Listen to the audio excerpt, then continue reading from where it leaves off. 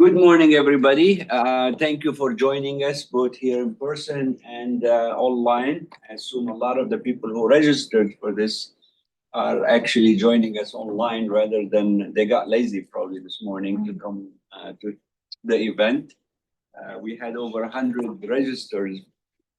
Some of them will probably be coming in. We have a really good and very timely, I think, topic these days, although the dynamics in Washington have shifted a lot.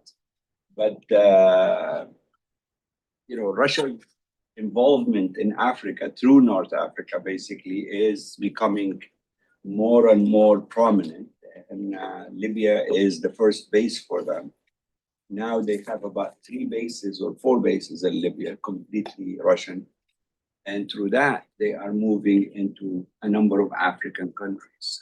About 9 African countries now have Russian military bases. I'll tell you a very short anecdote about this. About a month ago, the member of the Libyan Council of the Presidential Council, which is one of, it's basically the president of the country. There are 3 members. And he was telling me a story, and he said it publicly as well, that he was coming back on a plane from, I think Niger or something like that. And, they entered Libyan airspace. And then the pilot came out to tell him, we're going to have to add another half hour of flight because we can't fly over the Russian base.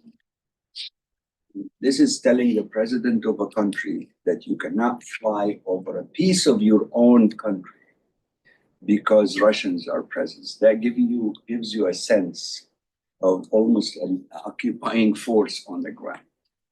And we have really 3 great experts on this. We have Federica here, one of North Africa great experts. She came all the way from Milano. She was with the Brookings Institute. Now she is in demand with everybody. We have Ahmad Badi, probably the most prominent Libyan expert on security and Russian involvement in Libya. He's joining us from Toronto. Then we have our long-term friend and partner in many events, Andrea from Geneva of the Middle East Institute of Geneva. So without talking too much, here is how we're going to run this. I'm going to give Andrea, who's co-sponsoring this event, a couple of minutes to welcome you guys. Then we'll go to you, Paprika, if you don't mind, for your take on this topic of Russia in North Africa. Then Ahmad and Andrea, if he has any interventions, or myself, will work them in. And then we'll take questions from everybody. Can you take questions online as well if somebody's anything? Okay. So let's start. Andrea, do you have any welcoming remarks for our guests? Yes, thank you very much. We're very pleased as Middle East Institute to partner again with you from the North Africa Initiative at Foreign Policy Institute at the Johns Hopkins Schools of Advanced International Studies on this event, which, as you said, Hafed, will focus on Russia's strategic shift in North Africa. I'm proud to say that we at the Middle East Institute Switzerland share with you a keen interest in the North Africa region, a deep engagement in understanding political, social, economic developments of this area, as well a commitment to promoting its advancement and that of their peoples. Today's topic is, as you said, Hafed, particularly sensitive and complex, at a moment when profound divisions trouble the countries of the region, afflicted by both economic, political, and security challenges, and amidst the uncertainty of the policies of the new US administration, as well as the lack of coherent strategies from European countries, especially those who are North Africa's neighbors and natural partners. So in this context, with no further ado, I look forward to an insightful discussion with Federica and Ahmad and your audience, both online and live in DC. Thank you, Afed. Thank you, Andrea. My dear friend. Okay. We are here waiting for your great wisdom. You've been following Libya and these topics for quite a while. Yes, absolutely. And I would like to start giving you a landscape, an historical landscape, let's say, not just today, because I think that when I also teach to my kids, I always try to let them understand what happened, why we are here. So it's not a surprise that Russians are in the Mediterranean, first of all, and in the North Africa area and in the Sahel. Immediately, let's say after the Second World War and the starting of the Cold War, Africa has always been a point of big interest for the Kremlin, always. That was for, of course, a political strategy. That was for trying to convince new government during the decolonization that the communism was a good choice, a good political choice. So we've observed many communist party in Africa popping up. And so let's say that and it was not just politics, but it was also economic. Immediately after the destruction, disgregation of the Soviet Union, Russia stopped to be in the continent for a while because, of course, the internal problems of the new Russia were really pushing, the political side. But then something changed with the election of Putin. And so starting with the new millennium, we can say that Russia again entered in the continent in a strong way, economically, politically, strategically. And from that moment on, Putin has always tried to have a foot in the continent. It's very important in this way, let's say the St. Petersburg Economic Forum in 2022, when he defined a core importance of Africa for the Kremlin. And even before, we've seen, the private military companies, which are defined also by General Langley, who is the top commander of AFRICOM, really a hand, a stretching hand of the Kremlin in the continent, where you don't have a strong sovereign state. You can use these private military companies because they are absolutely useful for controlling the political situation, maybe giving oxygen to very weak governments. See the Central African Republic, see in the Sahel, the three big states, the rebel states, like call them, like they won't be happy, but Niger, Burkina Faso, Mali, and in every Sudan, Mozambique at a certain point, Libya, of course, wherever you have a weak government in any possible way, in different ways, you can find private military companies. This is really interesting, not just in Africa, but all over the world. So if we go to South America, if we go back in history during the Iraqi war, Blackwater, the Americans, as usual, have been pioneers in this way, and Russians have learned very well. the lesson. So Blackwater is now actually using the UAE as their base, and it's financed by them to really the ridiculous evolution levels. of Blackwater, Exactly. absolutely. So so everywhere you have a government not really sovereign in terms of monopoly of the force, which is one of the fundamental points of sovereignty, that we've been knowing since the Westphalian Treaty peace in 1648. So from that problem on, we can find private military companies and not just Russians, but also from other places like Turkey, something new is happening for Chinese. Chinese don't have private military companies officially, but private security companies. But let's say that Libya is really an emblematic and Russia has not just used the armed, arm, like the Wagner Group and now the Africa Corps, call it the way you want, but they are always, private military companies, but they've also used the propaganda.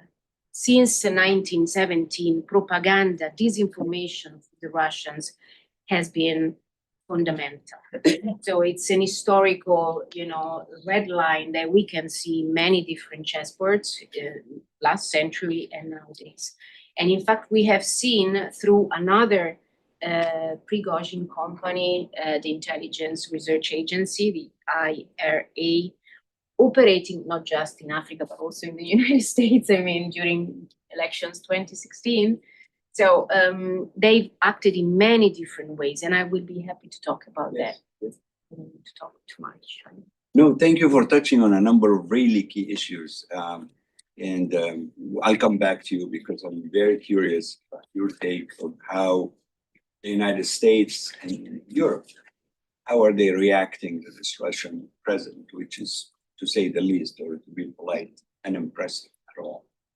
Or they are doing it with a very, at least to me, for example, Libya, where I'm from, how the Americans are engaging in Libya.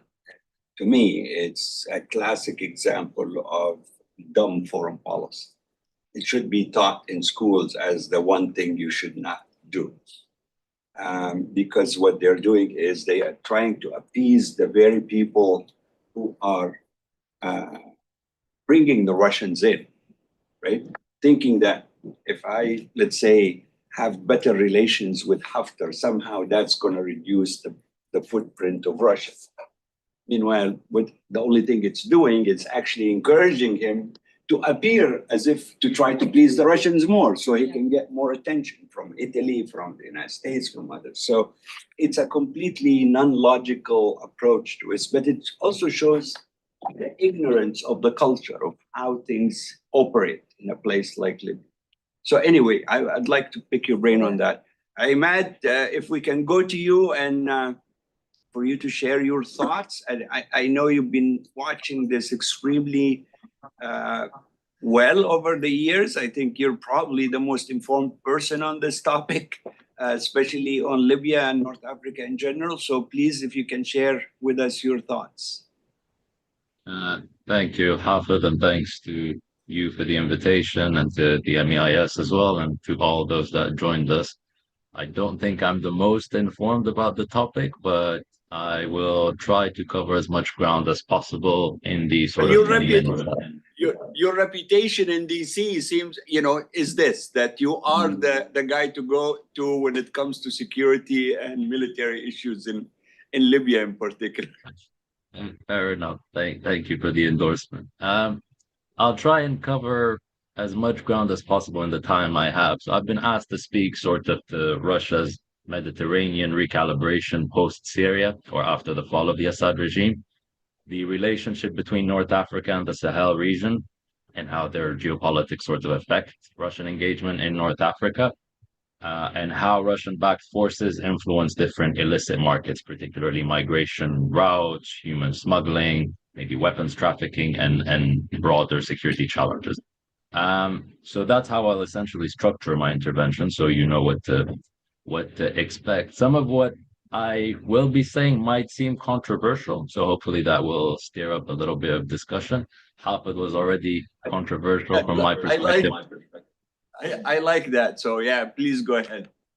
No worries. By saying that this is dumb foreign policy, which I would say agree with, but maybe let's unpack why.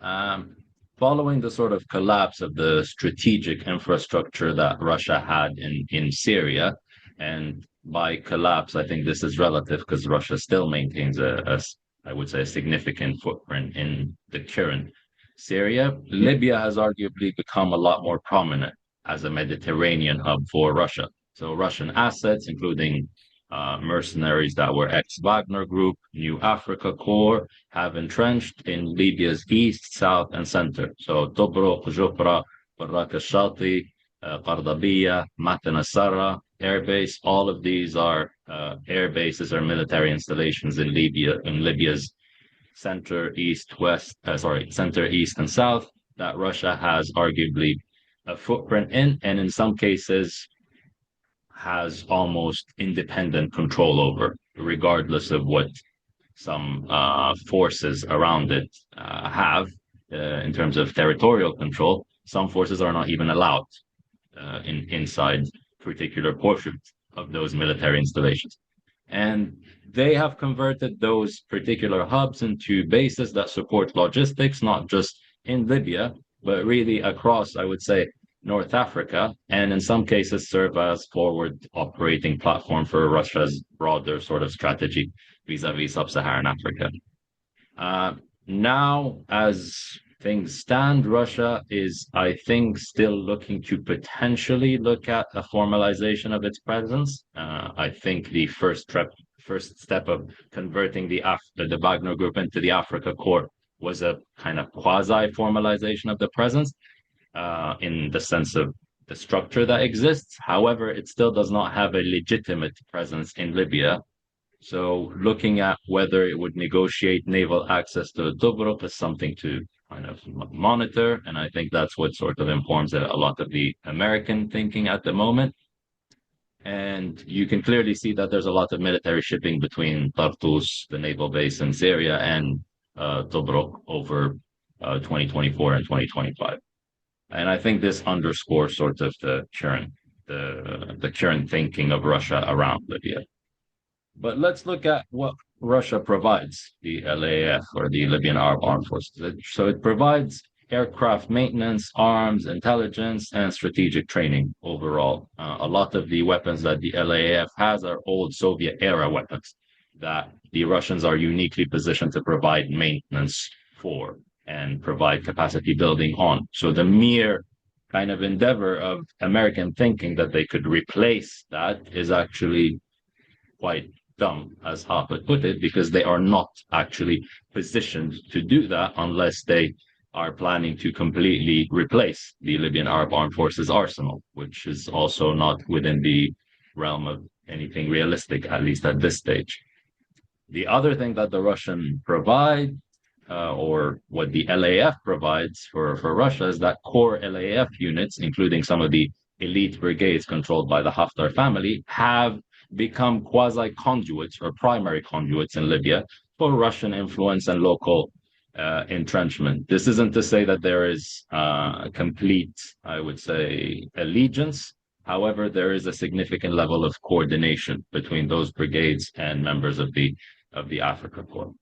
Now, on migration, I think this is often misunderstood, perhaps, particularly in European circles. And in European circles, have been a lot of intelligence sort of reports around Wagner weaponizing migration, etc. Overall, the human smuggling economy in Libya as a whole remains overwhelmingly controlled by Libyan actors. So contrary to kind of a lot of these narratives, Russia as the kind of grand architect of weaponized migration, that doesn't exist in practice. This isn't to say that they are not involved in it at all. The LAF leadership has helped develop a smuggling system modeled on the Russian established arms and mercenary transport corridor that they operated through Syria. So the logistical and sort of political proximity of the LAF to the Assad regime at the time allowed Libyan actors, and here I'm referring primarily to the Haftar family really, to adapt this blueprint to launch human trafficking and human smuggling operation, stretching from Southeast Asia to, in some cases, even Central America. We've seen flights from Libya arrive in Nicaragua last year via Eastern Libya and even via Tripolitanian hubs in some cases. But the main conduits for those were Libyan networks, Syrian networks, and Shamwing's airlines, which facilitated a lot of the migrant transfers from Damascus to Benghazi, where they would funnel afterwards either to Europe or to, in very few single cases, to South America. Now, a lot of the recent sort of reporting indicate that these routes now include direct flights from the UAE via the UAE to eastern Libya, and in some cases via Turkey to eastern Libya, which I think is also reflective of Turkey's thinking around eastern Libya at the time. But in any case, the networks remain active post-Assad, and that underlines to a certain extent their Libyan ownership and continuity. While Russia benefits from the reputational damage migration inflicts on the sort of EU as the EU perceives it, let's say, and that helps also fuel its statements around Western hypocrisy, the post-2011 NATO intervention narrative of this being a mess, etc. Russia does not control these routes directly for profit. What it does gain, however, is strategic value from Western states' reliance on the Libyan armed forces to manage migration flows. So that essentially what the LAF has been allowed to operate is a migration smuggling system and a migration enforcement system in exchange for impunity and political leverage. And that impunity and political leverage is very useful to Moscow because the LAF does not incur any political cost for hosting Russians in Libya, neither by the EU or by the United States. On energy, because that's a pretty important other aspect. The other narrative in a lot of Western circle is that Russia's presence in Libya is seeking to weaponize energy. It will threaten European energy security, stop the flows of oil and gas, etc., by shuttering Libyan production. Actually, practically speaking, at least the way the Libyan political economy at the moment is structured, Russia benefits from keeping the oil flowing. This serves two purposes. One, it allows Russia to covertly re-export its own refined fuel products through Libya's ports. So it allows it to essentially circumvent sanctions post-Ukraine and blending product origin or obfuscating product's origin. So it can re-export its fuel through Libya through its alliance with the Libyan armed forces. And we've seen in the panel of experts report a lot of coverage around just how much fuel right now is exported via Russia. Second, and I would say unlike in some other sub-Saharan African theaters, particularly the Central African Republic, Russia does not really control Libya's state infrastructure or does not have resource concessions in Libya at the moment. So the Libyan presence is not really a profit-making endeavor for Russia in and of itself. So it cannot unilaterally extract rents. So Moscow relies on Libya's oil revenues to indirectly finance its own intervention, its Africa core operations, either through siphoned funds from the oil sector, from the NOC, or the indirect payments that are made by the government or the two governments to the Libyan armed forces in eastern Libya. So it therefore has very limited incentive to actually halt oil production unless this serves a higher strategic objective, such as forcing political concessions or destabilizing rivals. But we're not there yet. So therefore, this myth of oil disruption as a default tactic is actually a big misread of Russia in Libya. The last thing I'll tackle very briefly is the sort of sub-Saharan African linkages. And I think southern Libya is now slowly emerging as a strategic rear base for Russia's influence in the Sahel, not just the presence in sort of central and northern portion of eastern Libya, but actual presence in Barakashati and Matan al-Sara and the sort of border corridors in southern Libya. Because what we're seeing sort of established itself right now is that indirectly and through cooperation with the Libyan armed forces, we have key brigades that are close to the Africa Corps that are helping achieve control over smuggling routes that span sort of Chad, Niger, and Sudan.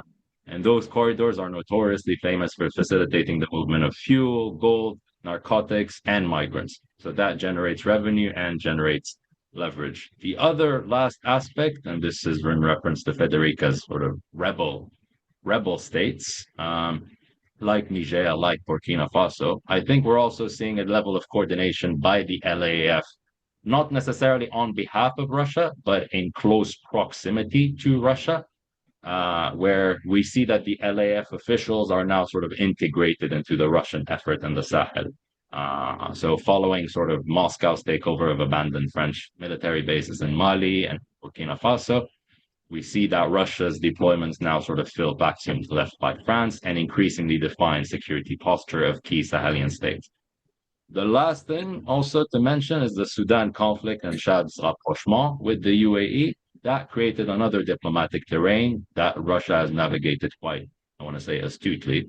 And it continues to cultivate these ties with Chadian forces and maintain influence in Western Darfur and Southern Libya.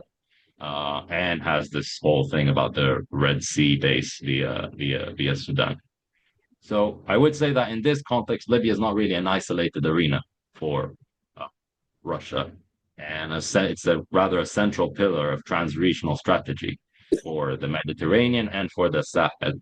And unless the US matches that level of interest to make it a bit more regional, I think it will miss the mark both on its Libya policy, but also on its policy vis-a-vis the North African neighbors of Libya, which have varying sort of positions vis-a-vis Russian military entrenchment in Libya, but also the Sahelian states, which technically, I want to say, distrusts are probably American mercurial interest in those theaters, because particularly with the Trump administration, I think we've seen quite varying levels of interest in parachuting into conflicts, trying to resolve them, realizing things are a bit more complex. We've seen this with Gaza, we've seen this with Ukraine, and I think the same sort of story will probably apply to Libya, in that this is considered for some reason a low-hanging fruit, when I think the solution is actually much more complex than some American policymakers think. I think I'll leave it at that, Hafid, and then we can happy to delve into sort of policy or weapons or drugs, but yeah, I think I covered enough ground right now. Thanks. Thank you very much. I think everybody can see that my endorsement is right about you, Imad. Very thoughtful sort of observations and analysis. And a couple of things that maybe we can come back to. One is minor, and that is the importance of Tobruk for the East Mediterranean gas. And that's where I think probably Turkey's interest is, and probably also Russia. That it can be at least a part of this dynamic that's happening in the East Med on gas. But the most significant thing I wanted to ask you directly, Imad, is the stories that, and I've heard them, directly from even Libyan officials associated with the central bank, is the fake currency that came out in Libya about a year ago or a year and a half ago.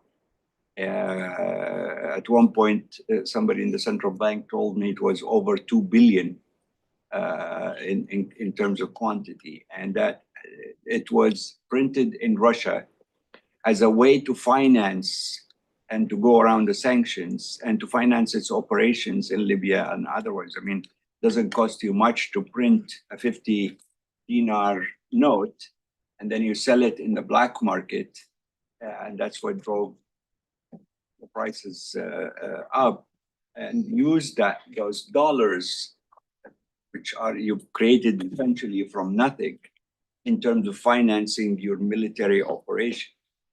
What do you think of that, very quickly, before we go back to Andrea? I don't necessarily think that at this stage, at least, this is the main medium of Russian financing in Libya. Obviously, I think it's helpful to look at things as streams.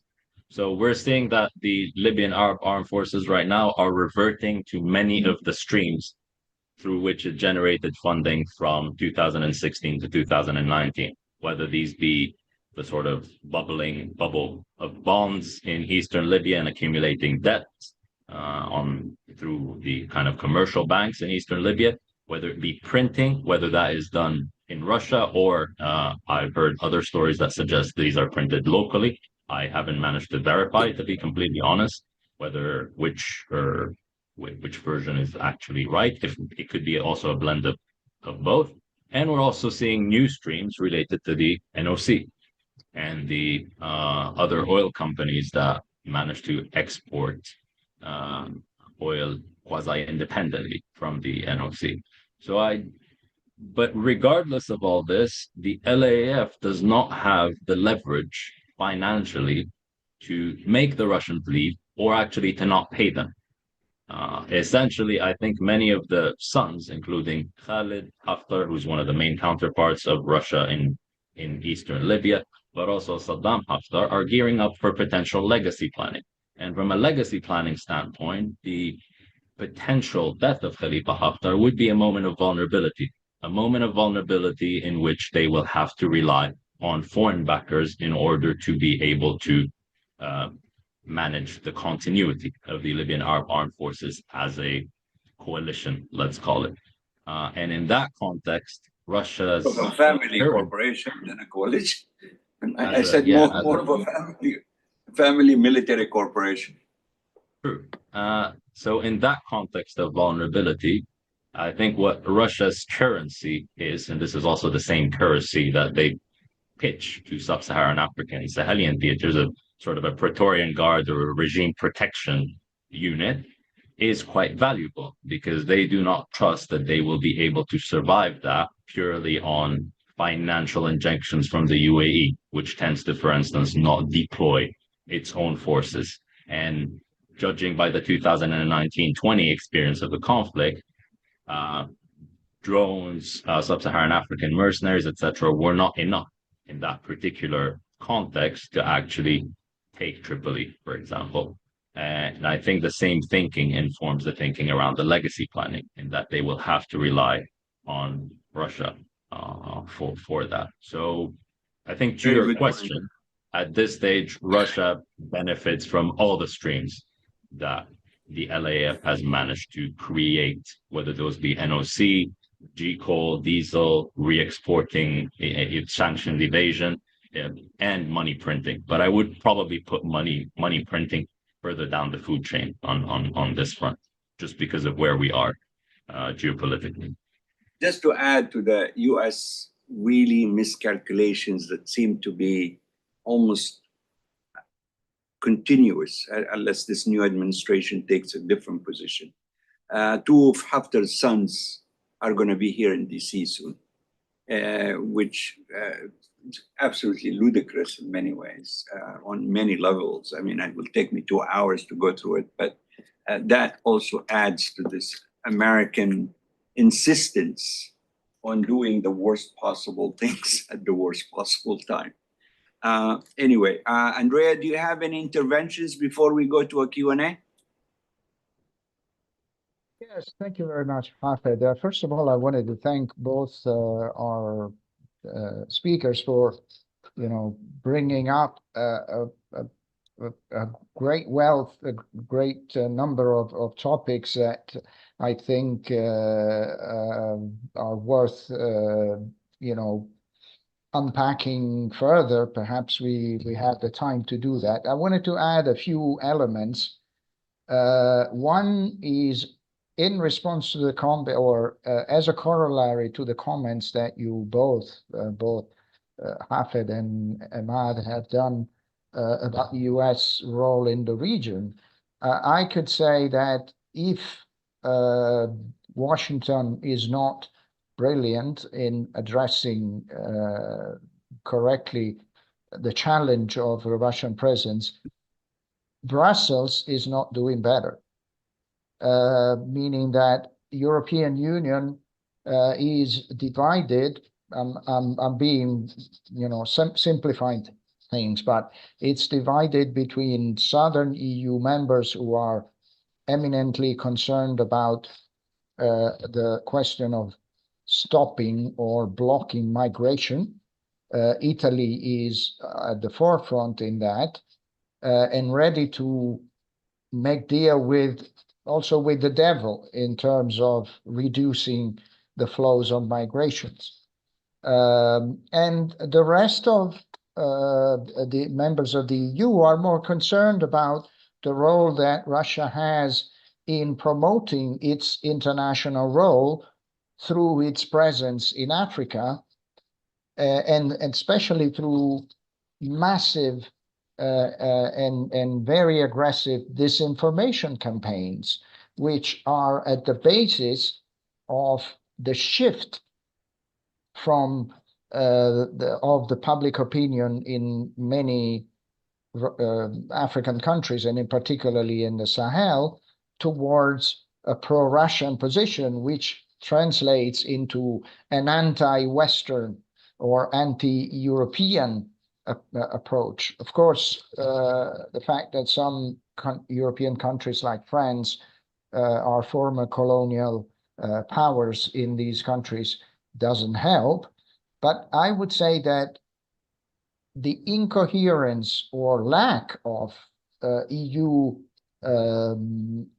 coherent policy towards North Africa in particular, but also towards the rest of the continent, is a big concern, and policy recommendations, policy directions would be useful as well, as much for the US administration as for the governments in Europe.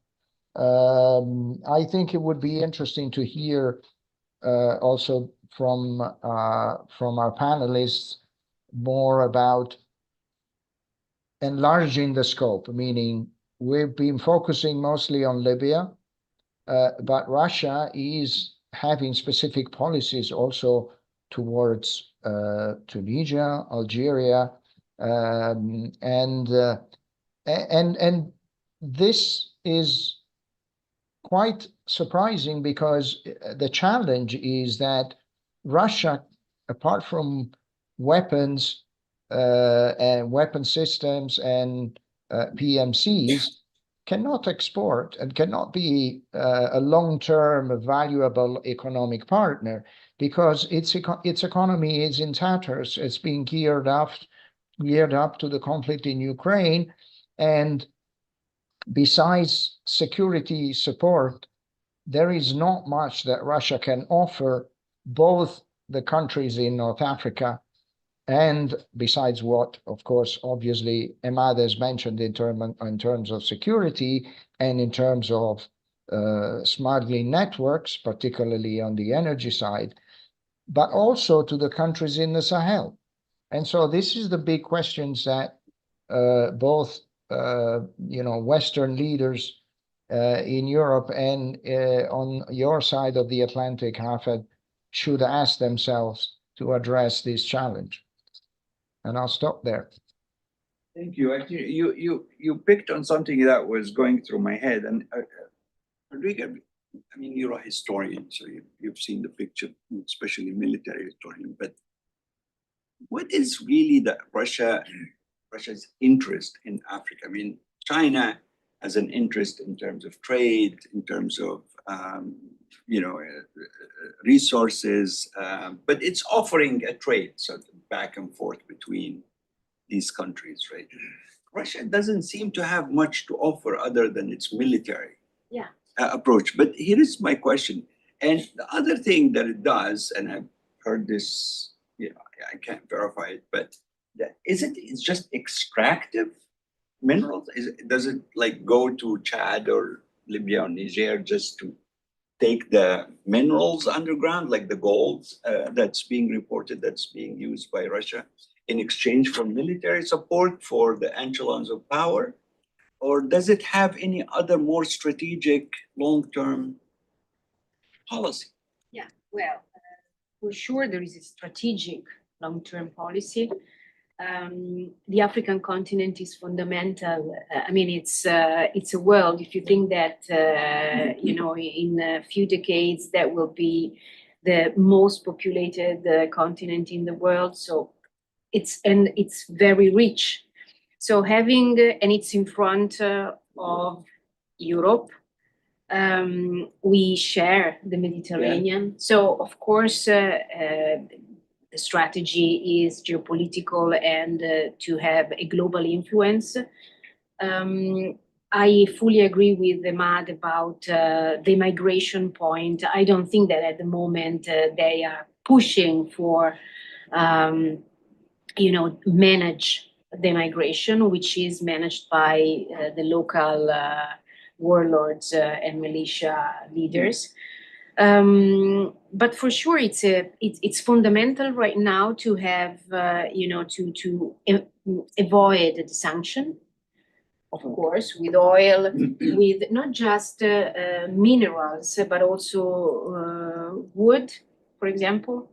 One of the most important agencies during the Prigozhin period was exactly connected to wood, and so I think that it's very articulated. And of course, if you create bases, in Libya, in the south of Libya, you take the place of the Americans in Agadez, in Niger, you can also use drones, so you can have a control of a huge area.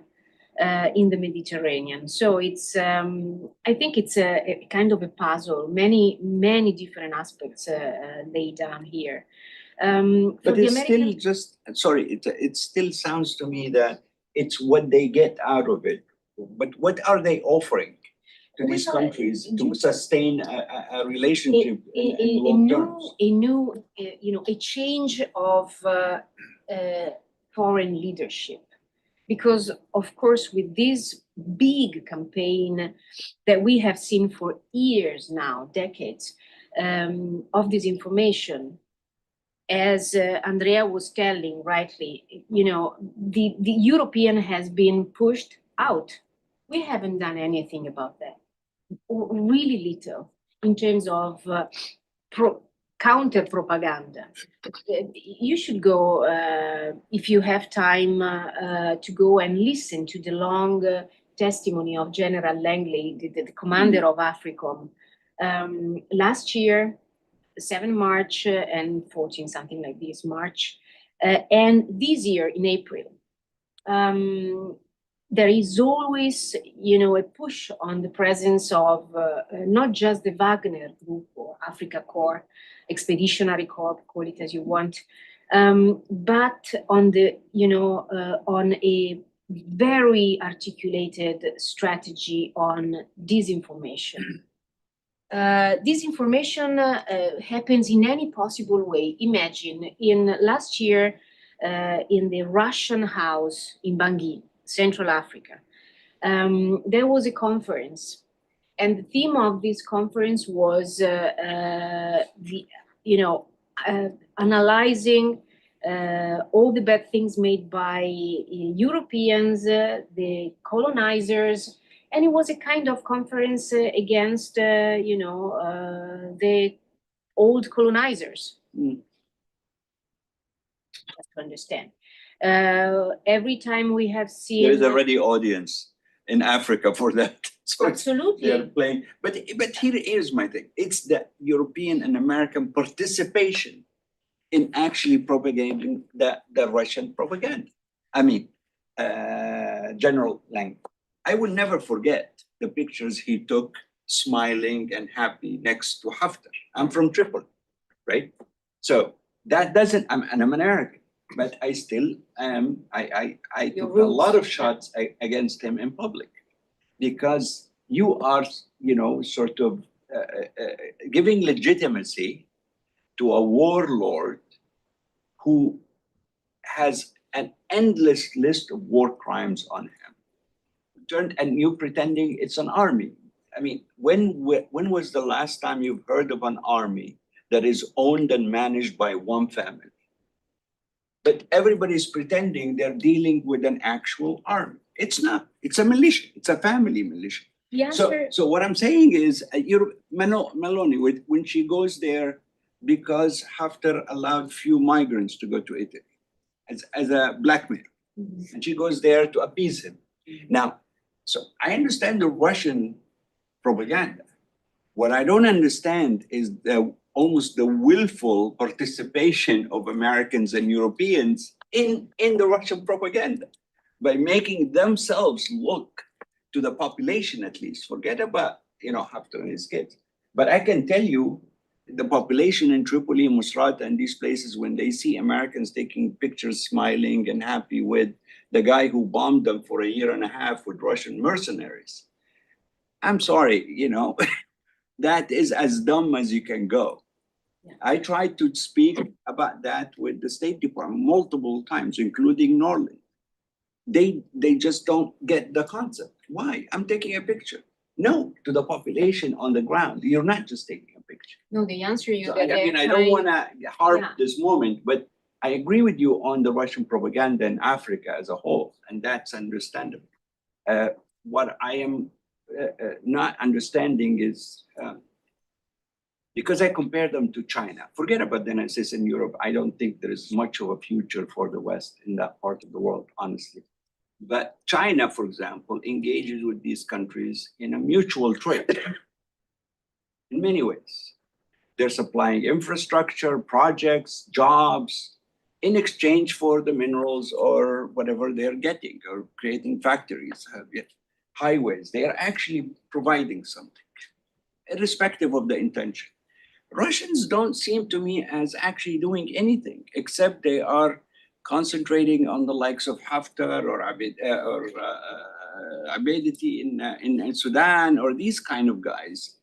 But they're not engaging with the population or the economy No. or the society no, at no. all. It's just an extractive policy. Yes. They go there just to get something out. Rus colonialism. There you go. Yeah, So sure. But these who leads some of these countries, where here we get back to the starting points I gave. When you have very weak governments, not sovereignty, Mm. not really accepted by Yeah. the population, with very weak armies or militias, whatever, you need someone to be taken into life. Otherwise, you're going to die very soon. And so the Russians are really a kind of gendarmerie fundamental in this moment in these countries. It's impossible to think but in they lose at the end, like in Syria. They entrench themselves with the Hafiz regime, right? Yes, that's the risk. But then when That's- there is a change, they That's lose the risk. everything they invested in Yes. that country, or at least on the way of losing everything. It takes Yeah, time. yeah, So they have to absolutely. shift to another place. Like now we're discussing, they shift into Africa. Yes, Whereas the Chinese are needed irrespective of who's in power, right? yeah. They have different, let's say, strategies in Yeah. political strategies. So the Russians are exactly because they don't have strength in building that the Chinese historically have. So they cannot offer, as you say, nothing particular than selling weapons, see Algeria, or Yeah. whatever, and Protection. yes, protection in many different ways, like escort for kind of Yeah. presidential guard, see Yeah. Bangui, or training troops. Which kind of troops we don't know. This is something that also Well, they thought the deters you. Libyans how to, when they tried to invade Tripoli, right? Oh, As yeah. they pulled out, they were putting booby traps in children's Yes. toys. Yeah. And so when the children come back home, This is typical of them. okay. But the concept of this being a strategic approach is not there to me. I mean, how do you entrench yourself to a population if this is how you approach it? They're It's not a very interested. short-term vision. Yes, but they are not interested. They, No, I agree. they act, in a very short-term. That's what I'm saying, is that there is no long-term No. strategic investment but in these countries? Apparently, at the moment, this is paying because they are, with their actions and disinformation, they've been able to kick off also in some way, indirectly, the Americans from Agadez. I mean, it was an enormous base. Just, withdrawing from the base of Agadez costed $200 million for the Americans, 130 and more flights back and forth to dismantle the base. It costs more in terms of reputation. And reputation, of course, and controlling the area. Now they're, trying to get an agreement with Chad. And of course, there is Senegal on the other side. And yes, but that's Nigeria. I still fail to understand how these countries still actually think the United States is a reliable strategic partner. Honestly, I'm in Washington. I've been here 45 years. And especially recently, I don't see that. But anyway, let's go into questions, please. Please, sir. Yes, and then after you. Ben, you're not running away, are you? I think I have two questions. One is on the history. It seems to me that during the Cold War, Africa was used by both Russia and America in different ways. Russia to attack America, basically. But unfortunately, America, was happy to put countries in a lot of debt just to have the puppet dictator on their side. And so one of the questions is, who owns debt worldwide? Because we have all the countries in debt, but some, Sorry, who owns? Who owns global debt? Because we hear economists saying every country is in debt, but there must be the other side of it. Who has the credit? And sometimes I think it is these warlords and other.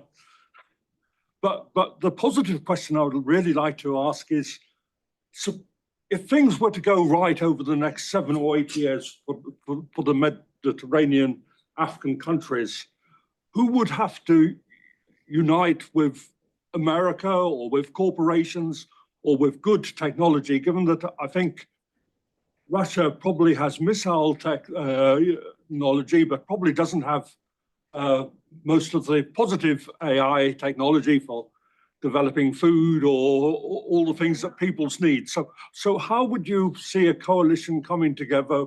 Would it be the Middle East that would have to come together with America in the right sort of way, or what would be the dream partnerships to help the whole of the Mediterranean North?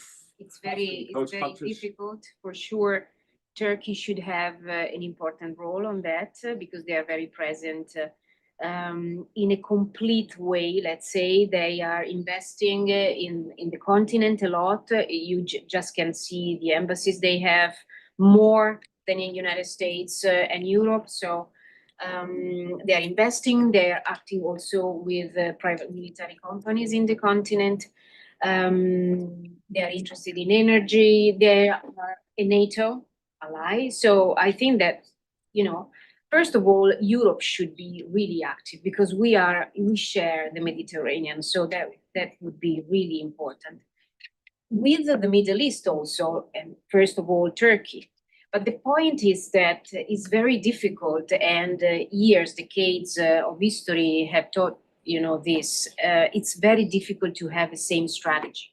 So everyone has his own agenda, and when we talk about that, we could analyze the relationship, difficult relationship between France and Italy about Libya. Maybe a medium level in the embassies, there was communication and good working and good relationships. But when we heard our Italian prime ministers or the French presidents talking about Libya, well, it was a disaster. And everyone trying to have his own conference in Paris, in Palermo, doing a mess, because every time there was a conference, I was just like, oh my God, now it's happening a turmoil. and always about elections. Another extraordinary big mistake, elections. So it's very difficult to. The funny part is they all talked about elections, including Americans, but when you meet with them privately, they all say, "Oh, it will never happen." So I'm not sure why spending time and money and conferences just to talking show about that they're elections? doing something. Elections especially after- cannot happen. Not in Cannot Libya. happen. Not now. You know, I'm happy because The best you can do is maybe a referendum. That's it. No, it's You have a question. Yes, thank Do you. you have it to a specific person or just? To everybody. So my question is about, besides Libya, Russia is also heavily present in another North African country, which is Algeria. Yes. And my question is, Algeria for a long time was considered a major US ally, including on non-proliferation issues. Nevertheless, research indicates that at various times Algeria has exceeded some of the thresholds related to that. And of course, increasingly, Russia's dominance has become fairly obvious. What should US policy be at this point? What is it actually? Because it seems to be kind of muddled at best. What should it be? And what is the impact of Russia's presence in Algeria on the rest of North Africa, especially in combination with its Libyan activities in Sudan and so forth? I give the stage to my friends and then I will add something. If Okay, Imad and Rhea, you want to take a shot at this, the Russian presence in Algeria? Andrews? Oh, Ahmad, I thought you wanted to say something. Earlier when we were talking Russia, China, etc. I mean, I could briefly tackle this. So essentially, look at it as Okay, then a I will say something about Algeria afterwards. okay, all right. So on Russia's engagement with like North African states, and look at the states of those states. So we're talking Algeria, Tunisia, Egypt, since we covered Libya pretty extensively. I think it's revolved to a certain extent in response to the regional dynamics of those countries, particularly sort of the post-Iraq era in Algeria, and also the post-Sudan conflict vis-a-vis Algeria, because that influenced Russia's relationship vis-a-vis Chad, which I think strained relationship between Russia and Algeria a little bit, particularly this rapprochement with Chad and the Chadian junta. On Tunisia in particular, there you don't really have a president that gives really any interest to the pretense of democracy in any case. So this is Russia's sort of forte, but it's also not a terrain where they can influence things the way they usually influence things in the security sector. So it has focused a lot more on the usual disinformation campaigns, on the usual soft power diplomacy. I wouldn't say that Russia's engagement with those theaters is not strategic. I would say yes, it's not meant even, or it's not architected to develop people-to-people ties like the Europeans maybe do, like the Americans did perhaps at some point, but we need to look at it a little bit as a two-way street. One is what Russia offers beyond the sort of Praetorian and security side of things is energy, agricultural trades. That's the usual. But from those states' perspective, what it also offers them is diplomatic cover, international recognition, and also geopolitical hedging vis-a-vis Western partners, because that's a very useful currency vis-a-vis the US, vis-a-vis DC, and vis-a-vis Brussels. If you do not comply or cooperate with us, well, we'll edge closer to Russia. So it's a two-way street on that front. I think where Russia and China are particularly different is, and also the EU as a whole and Washington. Russia pursues strategic depth on the cheap.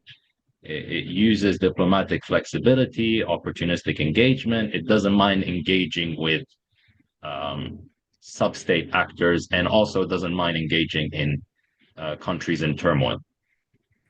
On the other hand, what you're seeing on the Western side, whether it be the European Union or DC, is that there's no strategic depth to the engagement. There's no substantial thinking about even medium term, let alone long term.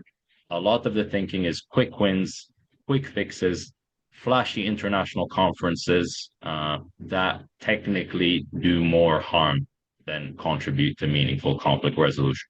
At best, and I think this is a phase where we are now, there are considerations about power sharing arrangements between elites. And this is the international thinking that has prevailed in 2017 to 2019 before the war on Tripoli. And I think this is what informs the current thinking of both Brussels and DC. On China's engagement, I would say this is completely different to the Russian and also to the Western sort of model. China has a structured long-term strategy. It does not deal with countries in turmoil. It does not care about the whole like democracy spiel. And basically, so it pursues a state-to-state model rooted in sort of long-term investments, infrastructure financing, economic diplomacy, etc. So it has a little bit more substance to it, and it also cares about people-to-people ties there. So it's a bit of on the spectrum, you have Russia on one end, and you have the West on a completely other end, and you have sort of China I want to say in the middle, basically. But for the average sort of North African, I want to say dictator or regime, there are plenty of reasons why you'd want to keep your three options open, essentially, including leveraging them vis-a-vis each other. I'll let you, Andrea, take the question sort of on Algeria. I tackled it very briefly, but yeah. Yes, I mean, what you said in the end of your comment, it fits very much, the approach that Algeria is taking. Many have noted, and the question was in that direction, the recent rapprochement between US and Algeria with, high-level military visits and connections and signatures of cooperation in security area.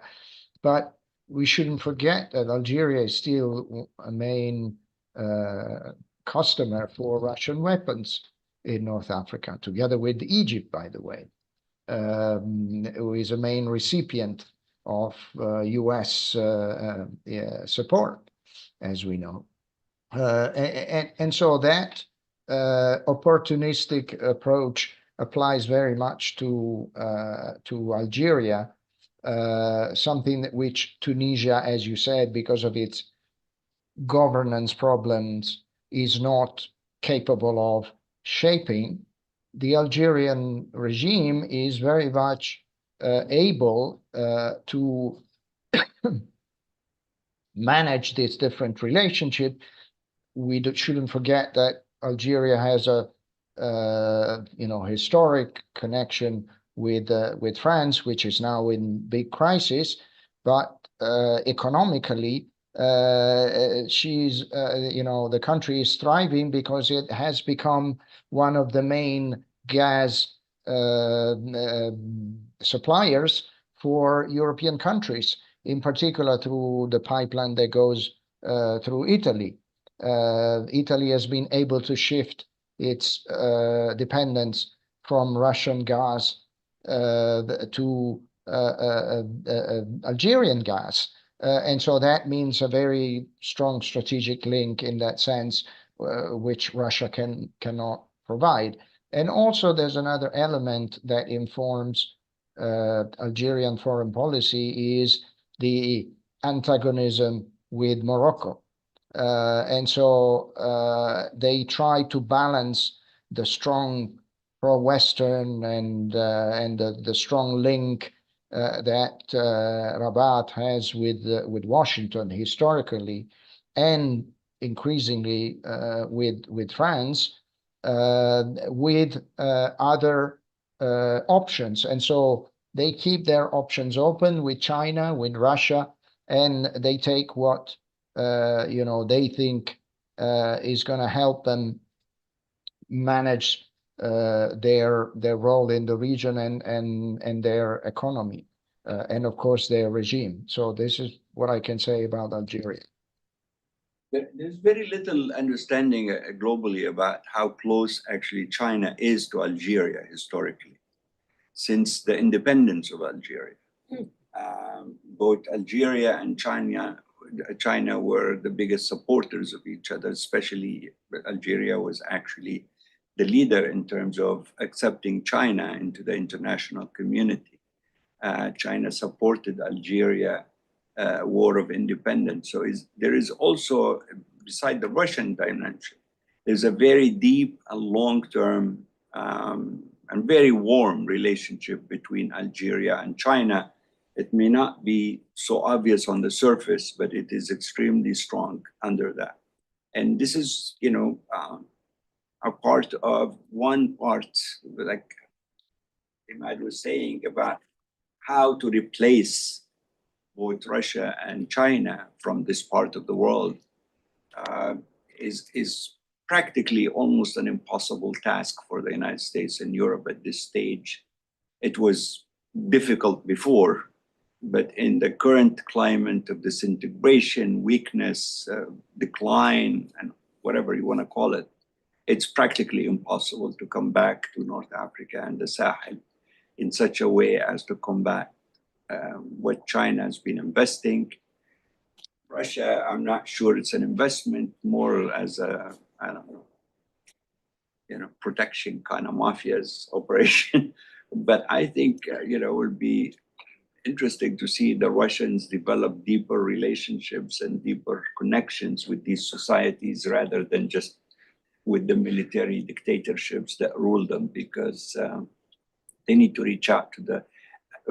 I've come to it. There are more people watching us, and so far none of them sent a question. But if any, I'm addressing them. If you want us to address any specific question you have, please send it now because we don't have much time left. Please, Vera. I wanted to focus back on the perspective of the North African population, like the average citizens. So Imad mentioned that from the dictator's point of view, it's nice to leverage all three powers, the West, Russia, China. But from the perspective of an average citizen, who is the most promising partner? It seems like Russia has been mostly supporting the dictatorial regimes, which I'm sure is not a good look from the perspective of an average citizen. On the other hand, it doesn't seem like the West has been really much help at all. So does that mean that China would be the most beneficial partner from the perspective of? Well, in many, can I? Please, by all means. In many ways, it's interesting noticing that, let's say, Chinese are trying to replicate the United States.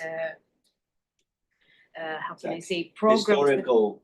Programs for the population. Yeah. So which started from World War II, and that's what made the United States actually quite a popular. Yeah, and in fact, the elimination of U.S. aid is absolutely crazy.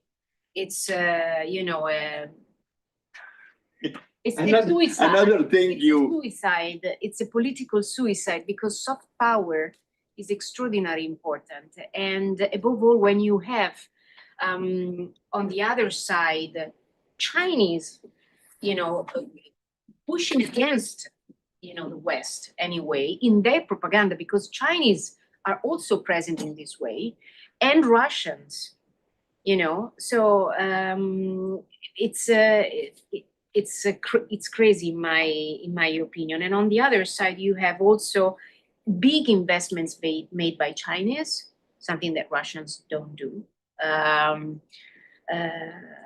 In incredible terms. I have, data here. In 2023, we had the 47% increase in Chinese construction contracts compared to 2022 in Africa. So usually Chinese love to make work their people, but the situation is changing. Because there was a lot of criticism, which shows actually they respond to criticism and they try to improve.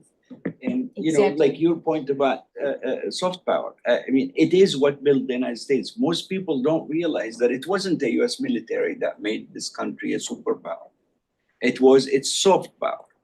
It was its ability to engage with people, its investments, its economic relationships, its centrality to the international order. I mean, the United States, generations of Americans built this international order we all live at. And now we're just throwing it in the garbage as if it didn't. It is what makes America great. It is the very essence of what America became a superpower. And to think that somehow getting rid of it is going to improve the lot of America is completely crazy. Like, Rodrigo just said, it's just unbelievable. What is the saying that great powers don't die by getting killed, they die by suicide. Yeah. And it is, like you said, it's suicide. You are basically throwing away everything that the United States and generations of Americans since the turn of the last century worked hard, from Wilsonians and so on, to build this global structure where America was at the very center. Today, we are handing it over to anybody who wants to take it. Any time we pull out of an international organization like WHO, for example, a couple of months ago, China steps in and say, thank you very much. We'll compensate the organization, will pay for what the United States was paying. Now, the Treasury Secretary spoke about even the World Bank and the IMF, where the United States is the only veto power. It was built by the United States to manage the world economy. That he is also, don't want to remain that way. Okay, China, I am sure, will step in and say, thank you very much. We'll take over America's vote. It's just, it's very hard. I've been here, as I said, 45 years. I'm completely confused as to how Washington is thinking anymore. Anyway, please. Alfred, if I may, Yeah, there is a question on the Let online me just chat. ask, Rodrigo, did you finish your answer to her? I'm sorry. I Yeah, interrupted we you. can go. Okay, Andrea, please, yes. No, I was just reading one question that arrived on the live chat, which is very simple. What is the future of Russia's presence in Libya? Who wants to take that? Ahmad, maybe? Well, let's Sure, start I'll with try. Ahmad and then the historian. Usually historians have a very good. Go, Ahmad, Ahmad. please. I think, to answer partly at least the question that was asked earlier, I think it depends on the theater as well. Like, for the average citizen, maybe what wasn't mentioned is that actually some of the, I don't want to call them Russian people-to-people ties, but actually some of the narrative, which has a lot of political currency in a lot of North African theaters, and let's not forget these are very young countries that have very young demographics, are narratives about Western hypocrisy on human rights, on engagement, on like the idea of democracy, etc. I think Russia has arguably a large proportion of its political ammunition made for it by the foreign policy of countries like the United States, like the European Union, on other theaters, essentially. So if we're talking Gaza, for example, etc., that is a narrative that if Russia amplifies or propagates in those theaters, it will arguably gain a lot of leverage in terms of developing people-to-people ties. Granted, it doesn't have a substance or doesn't have really its own great track record on human rights either, but I think from its vantage point, it actually is enough to just point out how hypocritical other players are. And that's just something that it is able to thrive off of with younger demographics. And you'd be surprised at how disillusioned demographics with both the kind of post-2011, post-2014, post-coup in Egypt, post-Qais Said in Tunisia, those type sort of narratives would actually resonate with large segments of the population, ironically, nowadays. So it thrives off of that. The other reason why it depends is because in many of the theaters that we mentioned, and even the sub-Saharan African theaters, China is not that significantly engaged because China likes to have, I want to say, quasi assured return on investment. And in theaters where you have fragmented state authorities or high corruption or unsound political systems, it tends to shy away from engaging. So actually, China is not even remotely as present as Russia or as other Western players. So the question really depends on the theater. On the future of Russian forces, I personally just dislike as much as I like to make analysis, as much as it is my job to draft scenarios, etc. I tend to dislike claiming that I have the truth as to how things will develop over time. I don't think pre-2019, for example, anyone would have thought that Russia or Turkey would have the levels of influence that they have now. The two things that I can definitely tell you at this stage is that one, the Russian forces are probably not going away, absent the use of hard power, which I also do not see happening.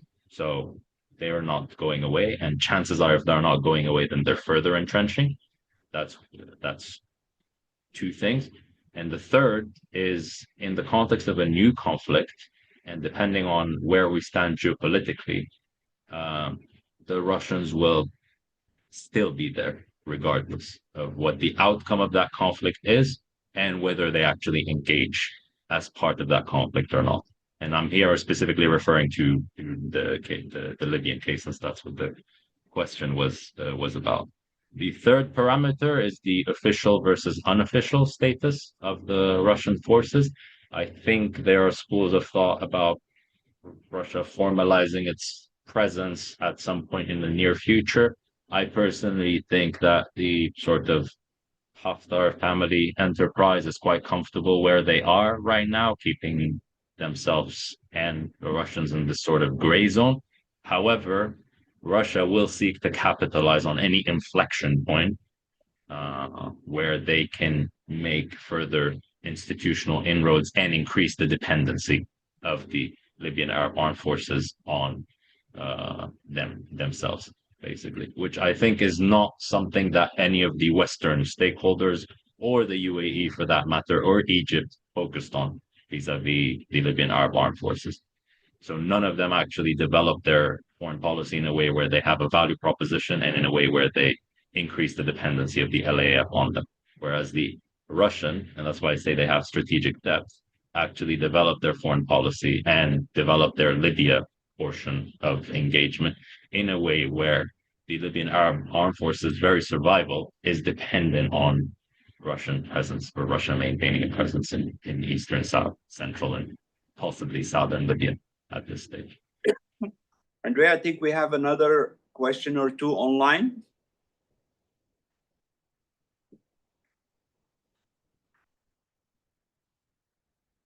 Can you hear me? Yes. I was moving to the.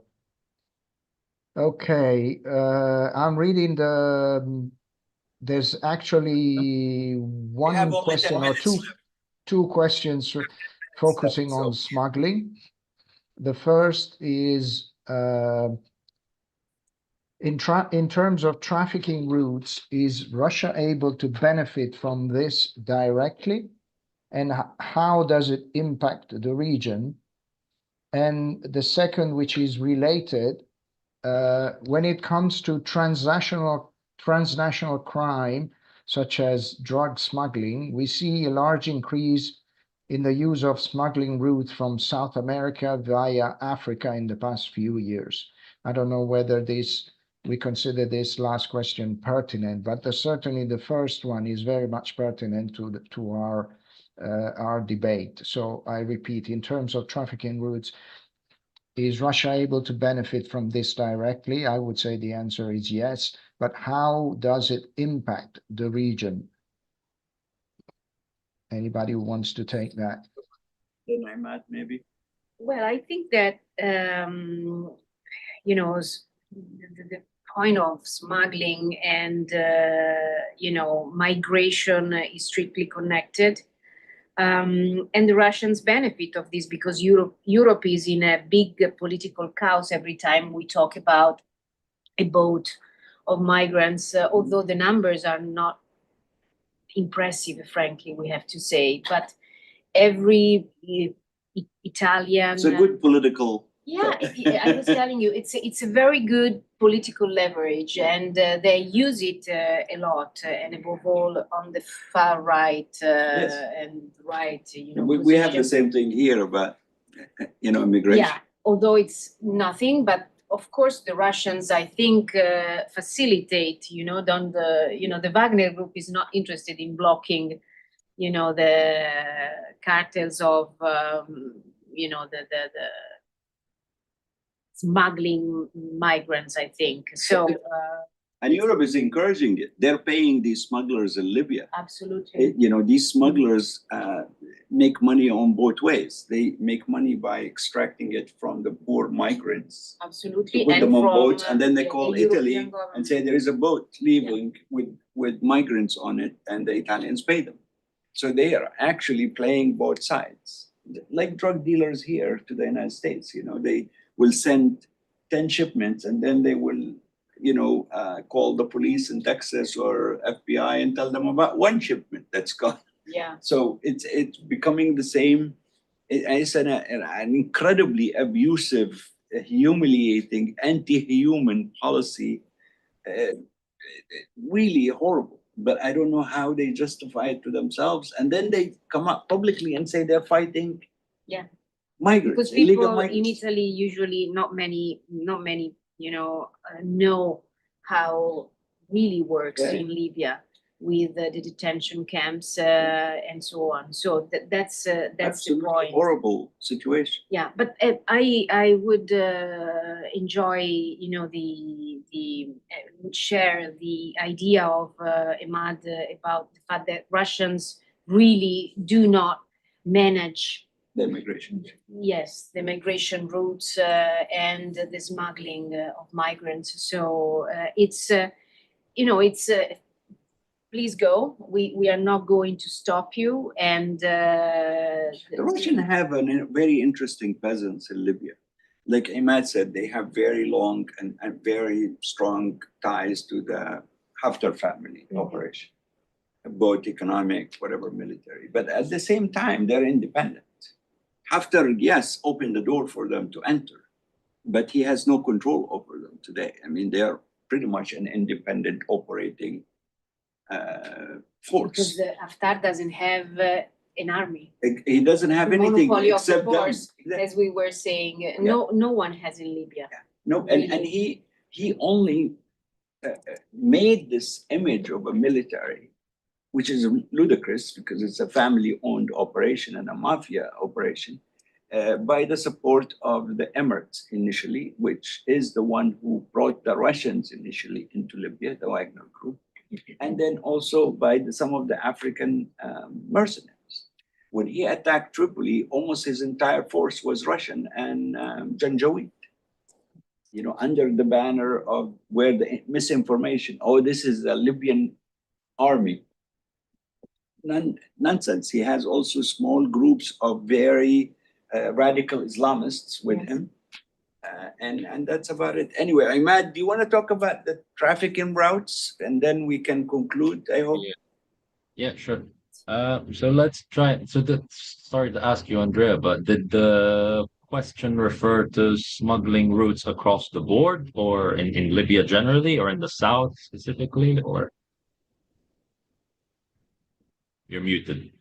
Sorry. No, it wasn't so specific. It was only asking, how much Russia benefits from these smuggling routes. And I think, if you talk in general, I mean, you've already said a lot about oil smuggling, which was, it is probably very important.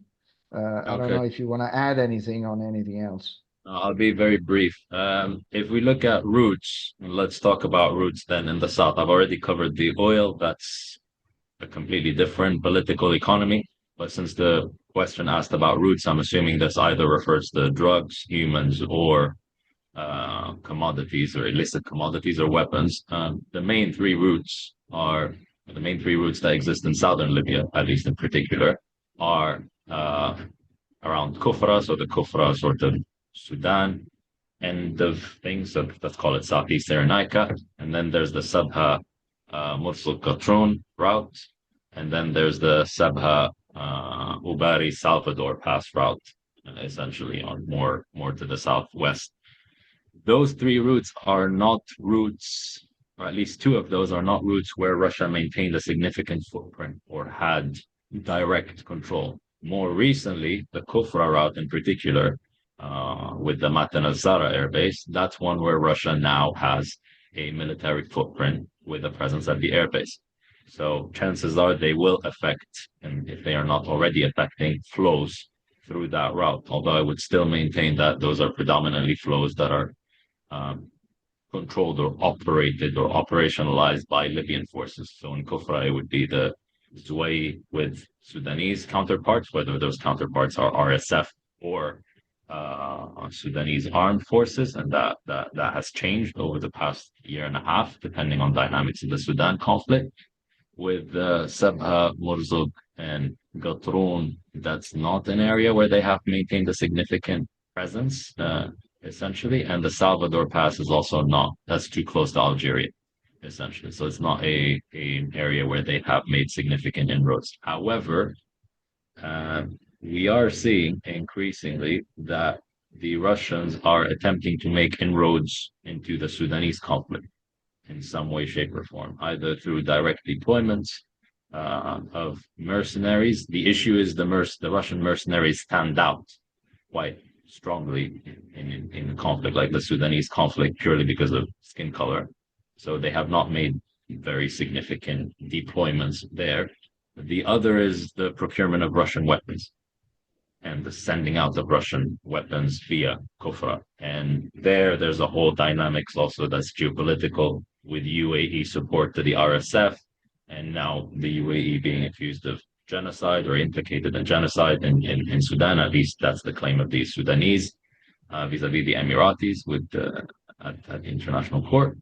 So there is again a momentum for the Emiratis to outsource, similarly as they did in Libya, outsource their support to the RSF through the Africa Corps. And I would attribute the presence of the Africa Corps of the Russian forces and Matan al-Zara near Sudan to, at least in part, this momentum by the Emiratis to outsource their intervention. But overall, yes, they benefit, but they're not the main benefactor, let's say.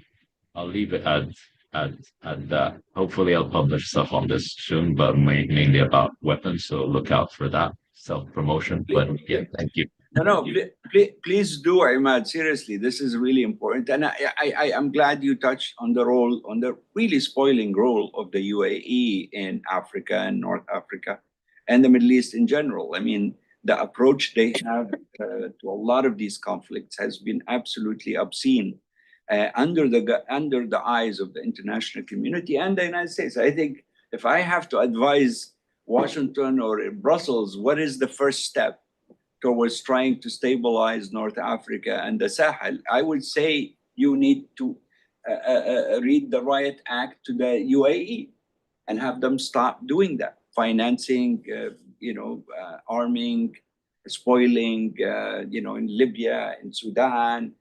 It's just, becoming too ridiculous for, to accept. Let's conclude with you. And then I'll thank everybody. Any final thoughts, Federica? Well, let's say that I think we are going to see Russia present for a long time in Libya and in the Sahel belt with private military companies, with businessmen, and with politicians. So in a different way, while I don't see a serene future for the West in this moment in Africa. So let's see.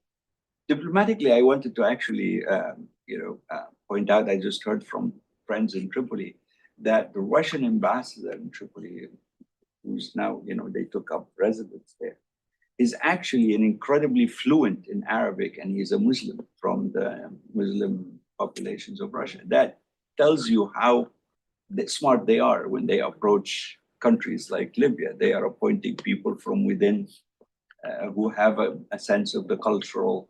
And he's doing, a lot of people absolutely love having him in Libya because they can relate to him. And so they are beginning to try to think through soft power of how to do something. Whereas the United States, there is millions of Arab Americans been sitting in Chicago, some of them for 150 years. I don't think any of them ever been asked to go and represent the United States in any of these countries. This is soft power. Exactly. This is what I think Russia and China, Chinese also apparently the ambassador is a Muslim Chinese.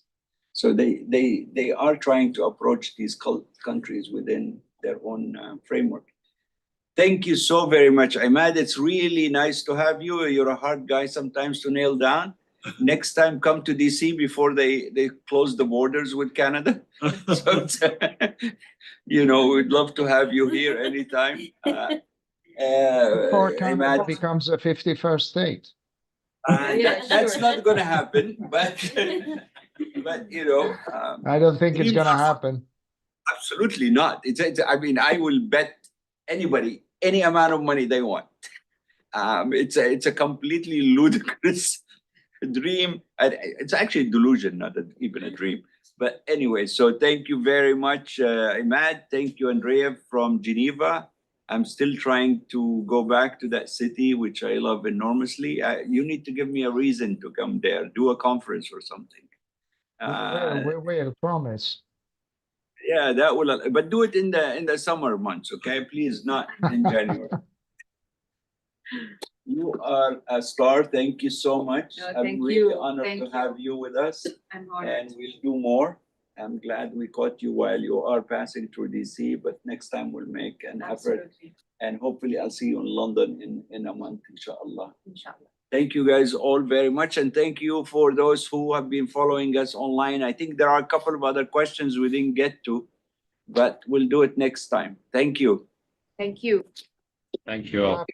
And thank you, Imad and Federica.